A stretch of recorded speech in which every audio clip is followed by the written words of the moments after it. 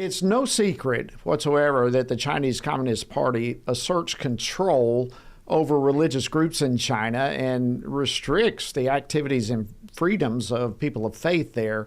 And that certainly is just putting it lightly. But there is now a much greater crackdown on churches that's taking place across multiple provinces. That largely took place over the weekend, and it now has alarms going off, not only in China, but at all different places all around the world. Some are calling it the most extensive and coordinated wave of persecution against churches in decades. So what happened? And what can we make of all of this? Well, joining me now to discuss this, live from Taiwan, is Dr. Bob Fu. He's both the founder and president of China Aid, as well as a senior fellow for international religious freedom here at the Family Research Council. Bob, welcome back to Washington Watch. Thank you for joining us. Thank you, Judy, for having me. All right, there's a lot going on, and I know it was touched on a little bit on yesterday's program, but there wasn't enough time, unfortunately, to get into the details. So why don't we start with, if you can, just share with us what's been taking place the last few days, and with the various church pastors being arrested and so forth. What's happening in China? Yes, Judy.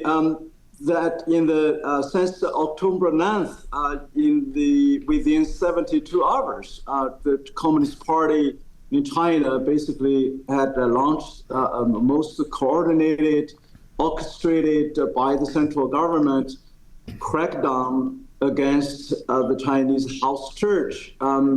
Namely, one of the largest urban house church network called the Zion Church, that they have over 5,000 members in 40 cities across China.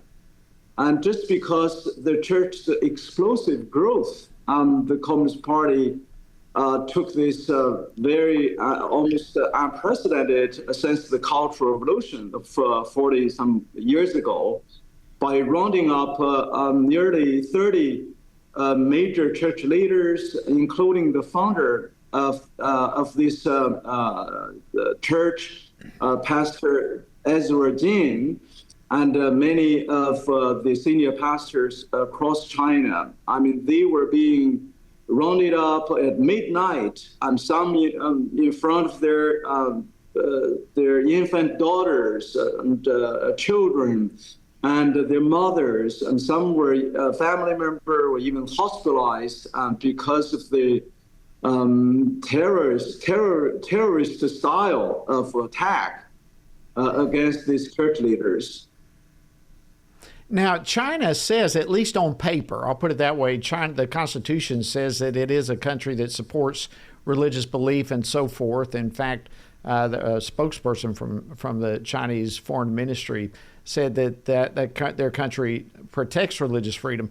But what's the reality? Are they just ignoring the Constitution? Oh, this is a total violation of the Chinese own constitution. And certainly it also a brutal violation against the international norms on the protection of religious freedom. So what happens in China shows that the CCP and its leadership, led by this Emperor Xi Jinping, has declared a war against the Christian faith.